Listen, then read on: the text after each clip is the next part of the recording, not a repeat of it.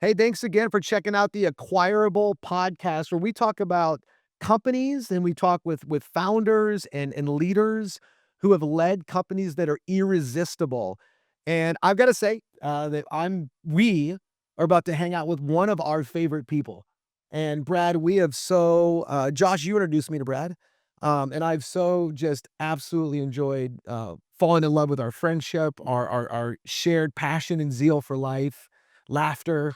And man, just thank you for taking time to Yeah. spend time with us this morning. Likewise, love it. I'm excited to spend time with you guys today.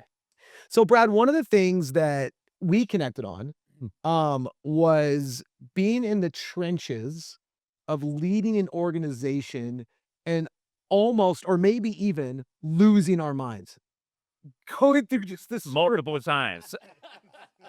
So, so exactly, Which chapter? exactly. And so one of the things that, we talk about this podcast and building irresistible companies. And Mhm. and if we're not careful, we will think by looking outsiders look, from the outsiders looking in, Yeah. oh my gosh, like how cool that you get to be the CEO of this company and all the trappings that come along with it. But introduce yourself. Tell us about the company that you led that we're going to talk about today. Give us a little backstory on you, and then I want to get into a little bit of the tension the tension before the irresistible. Yeah. Okay. So, I spent about 29, 30 years in the medical device space, worked for several different companies throughout my career. I ended up at an orthopedic medical device company. We were owned by a parent company. I got put into the CEO slot. And we had a financial synergy with the parent, but that was it. And so I approached the board on spinning the company out, having it be its own entity. So we found a private equity partner. They came in, bought the business, we spun it out, and then I was CEO there for 10 years and left about 3 years ago, but built it from about 85 million up to 300 million while we were there. That's awesome. Yeah, it's fun. When talk to us a little bit about the process when you were like, I think I want to go from kind of being a doer of a company or an executor of a company to going, I want to lead an organization. Did you always have that vision? Did you already know you were a CEO, or how did that come about? Are you yeah, yeah, I came out of the womb, Josh, and I was like, "I am CEO."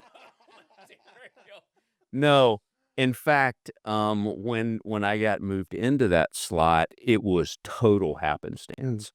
I was working for this parent company, the guy who founded and led the company that I eventually he said, "I just wanna do something different. I'm gonna move and do something different."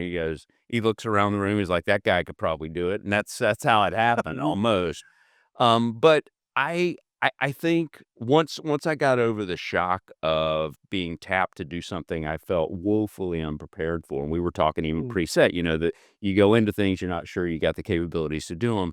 So I didn't walk in with that. But what I found is that the individual contribution roles that I had had over time were impactful, and I was so intrigued by leveraging all the elements of the business to really Mm. differentiate yourself in the market Well, that I didn't think the company had done a good job. wow. And we're gonna get to that in a little bit Yeah. because that's kind of the core of the Yeah. acquirable framework.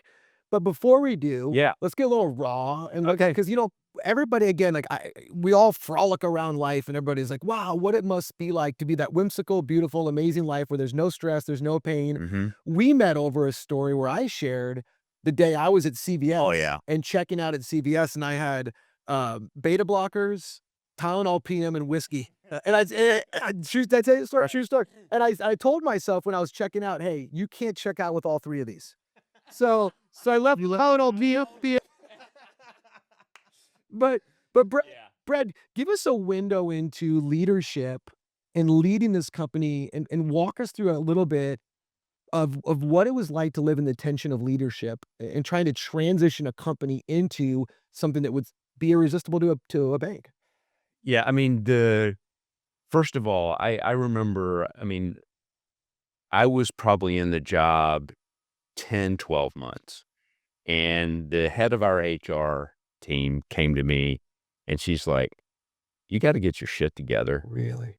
because you're not leading this company. You're not doing a good job." And she's like, "I don't know if you're getting ready to fire me or this is gonna be a catalyst for us to do something better, but The the stand-up we've all had multiple stand-up moments in our career. That I will never forget Mm, Nancy saying that to me, and so it is hard as hell to figure out how you're going to take all the cats in this organization mm, and take them to the next level, and you need those stand-up moments, and then it was very stressful for mm, me from that point forward because I had to start making the tough people decisions. I had to mm, start getting into markets we were totally unfamiliar with. We had never done a software product, had to figure out how to do that. So the stress came, I think, for me, mostly looking in the mirror, realizing I didn't have what I needed to be successful in this, and realizing I had a lot of work to do and I had to go get after it. wow. Was To that put after the spinoff? uh Before? it was before. Okay. It was before the spinoff. Well, I'm sitting here Yeah. thinking, here's a guy that gets tapped to lead, doesn't think he's ready, and then within a year, his HR person comes to him and says, "You're failing." Yeah. Yeah. I mean, that's a Mm. reflection moment. Yeah, it was a complete reflection moment, and it's, for a lot of us that have made progress in life by societal standards, we enjoy the growth that we're going through, and we think we're pretty good at what we're doing because we kind of separate ourselves from some of the others, and then you realize, "Oh, shit, I do not have what is needed," and to me, those are some of the most valuable moments in your entire career because it does, like we were talking about earlier, it puts you in a position you can decide to face it and flourish Yeah, or retract yeah. at that point, and they're pivotal moments. What a blessing that you had somebody in the organization that could speak to you like that and that would put their neck out, right? She said, "I don't know Yeah. if you're gonna fire me or if this can be a catalyst," and she probably really didn't. Right. Mhm. Yeah, she didn't I felt so fortunate. She was a Yeah. massive partner for me even before that, but certainly after that. She and I worked really well together because you do need those people. I mean, it is a team sport It is. business. It It is not an individual contributor role, and the quicker you learn that mm. as a leader, the better off you're gonna be, but she taught me that very quickly. I had that visual of, when we all have kids, and when your kids start to get a little courageous and they start to walk in front of you, Yeah. but then you keep seeing them look back, and it's like don't you feel like Yeah. that as a leader where you're like, "I'm separating myself, Yeah. Pied Piper, I'm Yeah. celebrating," and then you're like, "Hey, is anybody with me? Am I still safe? Like, is this Am I doing this right? Yeah. So one of the things that we talk about, um, let's use this analogy of separating ourselves. There's businesses that truly are resistible to being bought.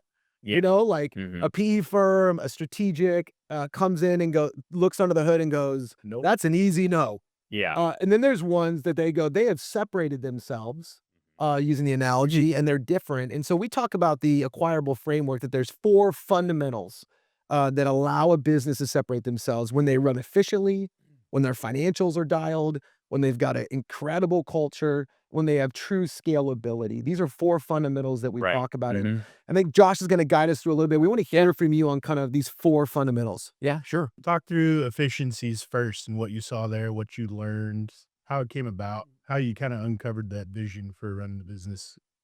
So the real catalyst for that was knowing that when we really after I got the wake up call from my head of HR and we started putting ourselves in a position to realize what we really wanted to be, it was to be 3 or 4 times the size we were Mhm. today. And there was absolutely no way we were gonna be profitable if we were doing the things the same way we were doing them with the same inefficiencies we were doing because we were a premium niche player, and for us to become 4 times the size or 3 times the size, we had to be a mainstream player, Wow. and we couldn't be this little boutique company anymore. So we realized our we manufactured all of our own products. We did R&D, manufacturing, sales, distribution, everything ourselves. We realized that the cost structure and how we were running the business was just not gonna lead to something profitable, and so what that led us to is to go find the least profitable elements of our business and just take each one of them as we could to continue to look at how we make things more efficient, and, we started with manufacturing because that was the biggest cost that we had, and went from there. What else did you end up outsourcing or cutting, or what did that end up looking like? I'm curious. So we ended up moving our manufacturing operations to a much lower cost environment, first of all, because we Still knew in-house or you contract it manufacturing? was all of our own employees, Okay. but we moved everything to Mexico to manufacture. So that was the first move we made. That was the biggest cost structure. And then we looked at making all the costs we could possibly make variable with volume. So our sales cost variable with volume, our customer care cost variable with volume, everything we could make it variable with volume so that it was scalable longer term as well. I think it's amazing to think about a business, and I love these two things, but one of them, I think if more businesses just allowed themselves to audit themselves, it's like the old ostrich saying, like, how many times do we talk to founders, leaders that go, I feel safer with my head buried in the sand. And Yeah. everyone else is going, you are a sitting ostrich and you're a sitting Yeah. duck. This is not good. Yeah. But to audit your own business, work through some of those and go, where are we getting destroyed? Everything's fixable. Yeah. Everything's It is. fixable. I'm chuckling because I always equate this when I was in the business. My wife, I love the lady to death, but she has this perspective. She's like, I don't want to go to the doctor. They might find something. I'm like, it's there. Whether you go to the doctor or not, it's there or not. Yeah, same thing with the audit, Josh. Like your business, the problem is there or not.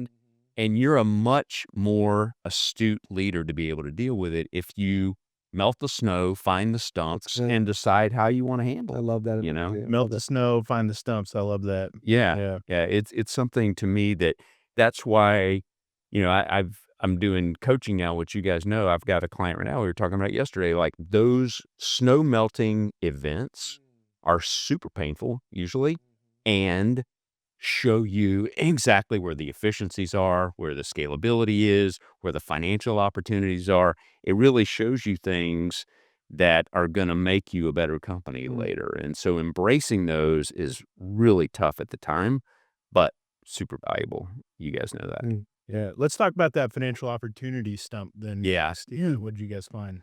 So we found that the cash burn was higher than we could support to grow at that pace. So we had to put ourselves in a position to go wring out our cash situation. So that involved inventory management, making sure we were doing that well. That was a big piece of our cash. We had to look at our AR. We were super, super nice to our customers, and we wanted to be nice to our Wow. customers. We were too nice Mm. in many circumstances. So we looked at that. And then the cost structure helped us a lot with cash. We went to our vendors and figured out what we needed to do to one of the best questions. I've got a friend of mine who taught me this question, like, how can we be a better customer for you? Oh, I And love it. That's good. that answering that question put us in a position where we got better payment terms, we got Wow. better delivery, and it improved our cash management capabilities. We got real creative around pricing. I think that is the most underutilized Price. financial tool in anybody's Wow. toolbox is pricing. And I'm not saying raising pricing everywhere, but being opportunistically associating price with value delivered. That's good. And I think so many times it's generically positioned in the market Mm. versus specifically on the value of your value proposition. It's always amazing when you think about how scared everyone is about pricing. Like, what is it? Every 18 months, Netflix raises the money Yeah. and Yeah. everyone loses their mind and everyone pays it. Ponies up. I keep us going. I can't even remember what streaming service was the other day. It came through and my wife's like, "Hey, we got another." I'm like, "Yeah." And I look back, I'm like, "That was a 35% price increase." Yeah. Just like that. And did you cancel? No. Yeah. Amazon Prime was like a 50 or something Yeah. percent over multiple years. Yeah. They increased the yeah. Yeah, and it goes back to this differentiation and value proposition piece to me. If you establish that really well, not only does it put you in a position to get a 35% price increase, it makes you irresistible, I love right? that. As to an acquirer because it just translates to them as the new owner. And real quick, I just want to say I love the idea of if you want to be an irresistible company, be an irresistible customer. Yeah.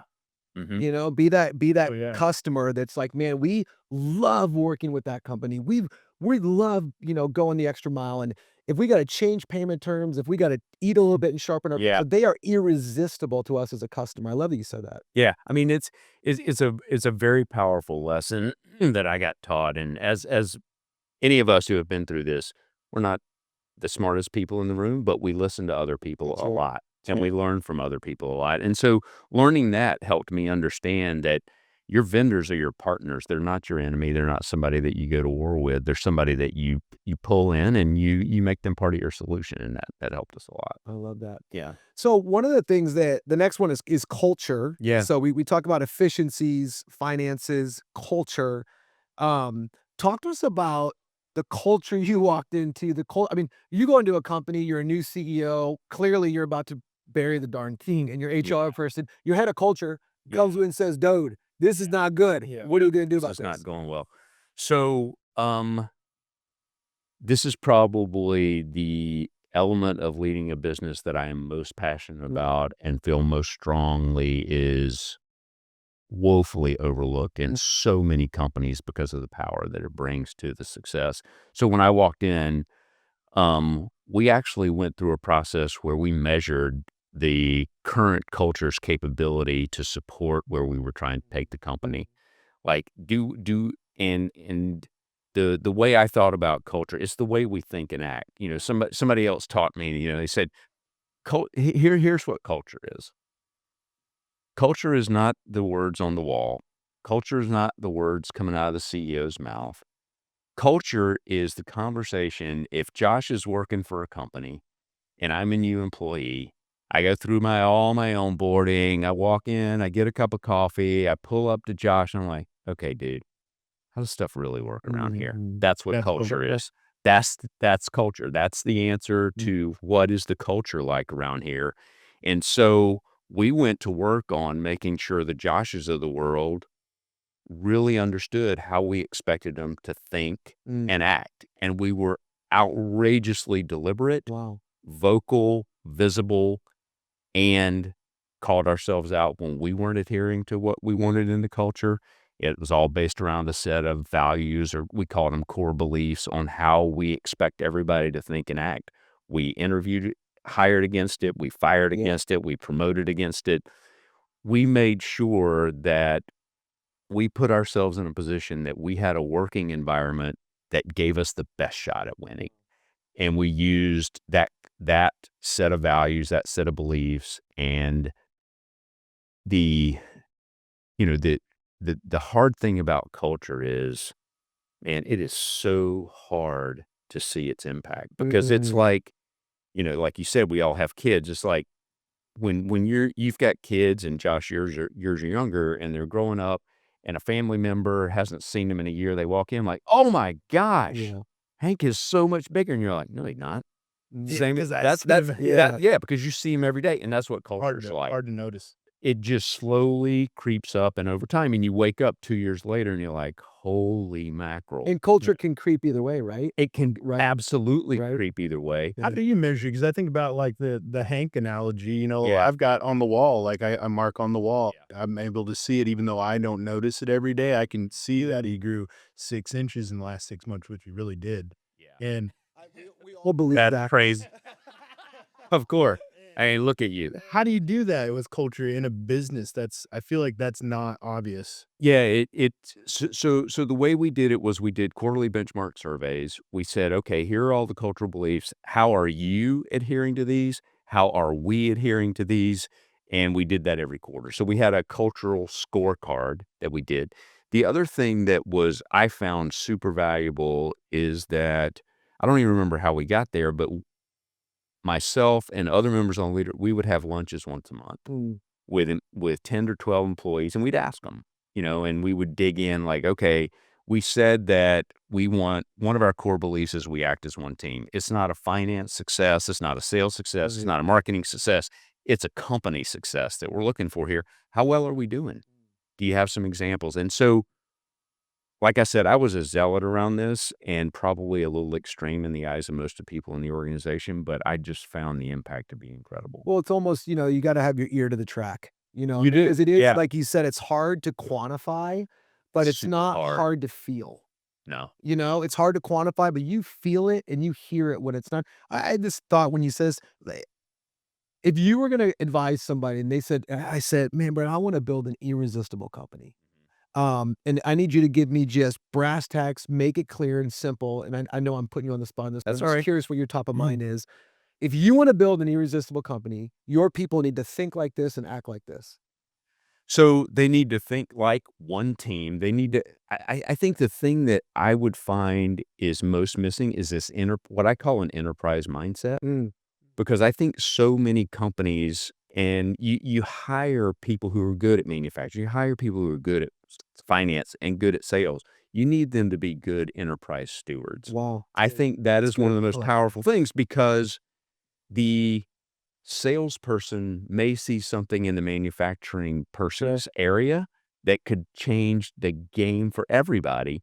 And if he's just focused on hitting his revenue number and he's not thinking about how he supports his manufacturing partner. So That's good. that's one thing that I found is, I always had, I always cracked up when we put a budget together and say, okay, here's your budget. And we'd be going through the year and it's like, well, how you doing? Well, I'm underspent on my budget. And, I'm gonna spend that later. I'm like, "That's not your money. That's our That's right. money. Yeah. We happen to give you this amount thinking this is what you were gonna need.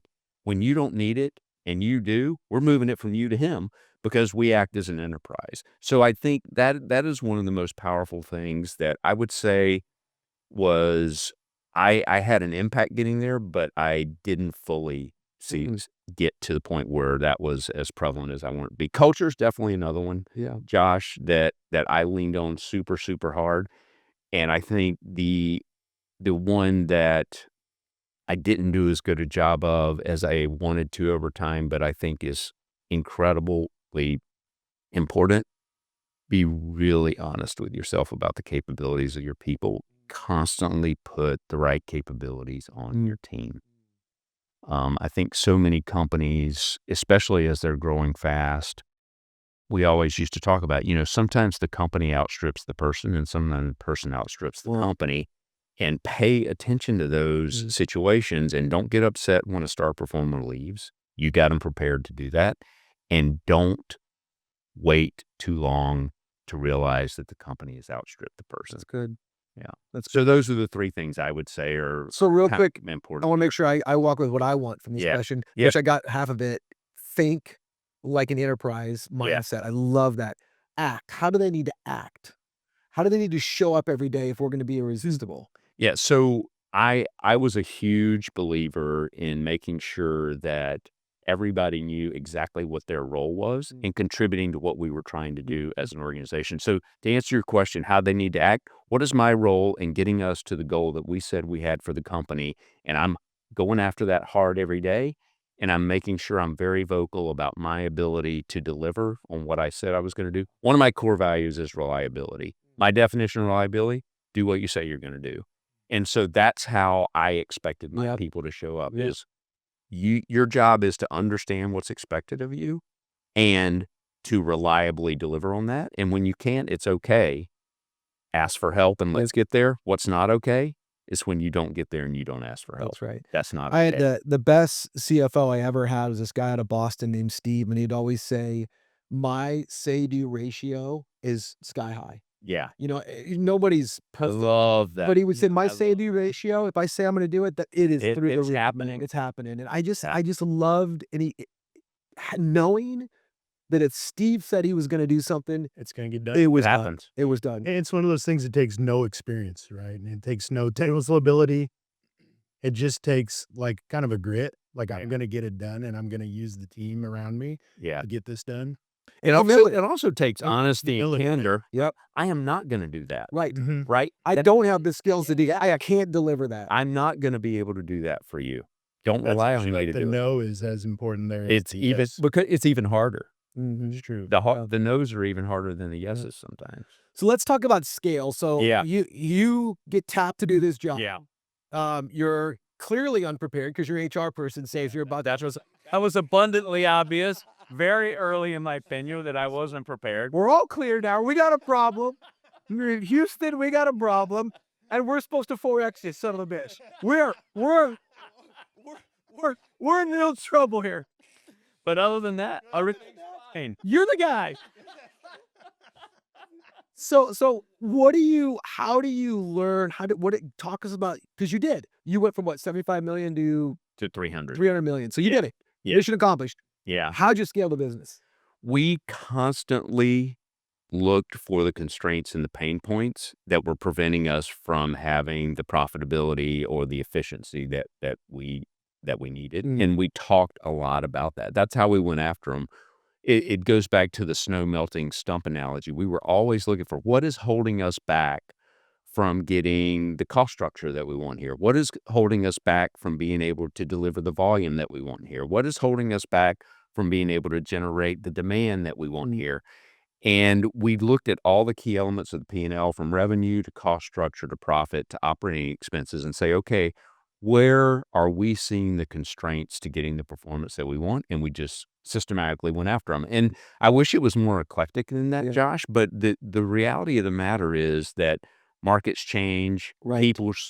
people change in your organization, your capabilities change, everything changes, so that you have to be very nimble and not say, we're going to go after this because that's where we're going to get the most efficiency improvements. You have to let the business tell you over time what is really holding you back, and paying attention to that. That was a hard lesson I learned, is to realize that although your board wants you to be in a position to know exactly what's required to get to the next level, The too truth many is, things change. Too many things are in flux.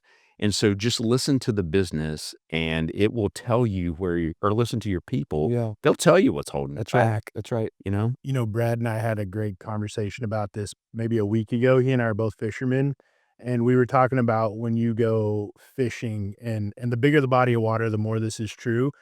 You have a game plan, and that's kind of the culture of, like, if you have smart fishing or like hunting buddies or something like that, you make a game plan, and it's strategy, and it's fun, and also completely worthless. Because you're gonna find out that that didn't work, like, hopefully quickly. Yeah. Over within the first 5 to 10 minutes, Yeah. you can decide on a new strategy, Yeah. and we're gonna pretend that one's the right one until further notice as well. Yeah. But if you're being honest with yourself, and if you have a team that's like a fisherman, that's the right culture, you're like, "Hey, what's the lowest risk way we could go fail a bunch of times and find out what doesn't work?" And I love that fishing analogy with you. I think that's the true in business. Yeah, I agree. When I was a young leader, I had this vision, I had this deep desire to sit in the office of a CEO of a large company. I wanted to be in that office with the CEO of a major player company, like a name brand company. I just wanted to sit there and ask questions. And I'll never forget sitting there talking to this CEO of a company everybody knows. And as I started talking to him, I realized this guy has absolutely no clue what he's doing. Like, he has no idea Wow. what he's doing. Yep. And how would you solve this? Where is this going? I don't know. I don't know. But as the more and more I started talking to him, I realized there was two qualities this individual had. And when I noticed them, I started seeing them in all these executive leaders that I'd meet. Number one, they were fearless. They really were. It doesn't mean they weren't scared, Right. but they didn't let the scared stop them from doing something. So They're so courageous. fear didn't Yeah. overtake them. Courageous. They were courageous, and they were great problem solvers. They weren't afraid to get over their skis, and they were great problem solvers. And what I found in leadership is a lot of really capable people that were afraid to get over their skis. And I found a whole lot of people that weren't very good problem solvers Yeah. that loved getting over their skis. And you go, what really made a great leader was somebody that said, I'm not afraid, and I have the courage to get over my skis, and I know I can solve the problem. Yeah. And I think when you talk about scale, you are so right. No one knows. I think the worst job in an organization, outside of stressful wise, outside of a CEO, is the CMO. Yeah. Be the marketing guy. Oh, yeah. Yeah. Be the marketing guy, for Pete's sake. I mean, Yeah. who knows, like, what's going on? But what makes marketing work? Nimble, changing, testing, data, and you just Experiment after going. experiment Yes. after experiment. Yeah. Yes. And so I love that idea about, if you're gonna scale your company, I promise you, you don't know. Yeah. I promise you, you don't know. And as soon as you think you know, it already changed. Definitely don't know. Yeah. Yeah. But it is your job to constantly ask the question, what is holding us back? I What's love holding us back? And because you can get that. you can absolutely know that. Yep. And even if it's you're told this and it's really 3 things, that's gonna get you part way there, and the other 2 you'll find out later and you'll get there later. Exactly. But it is your job to not think that you have it figured out That's right. ahead of time and to listen to the business and what the people tell And you. that's a discipline of ego.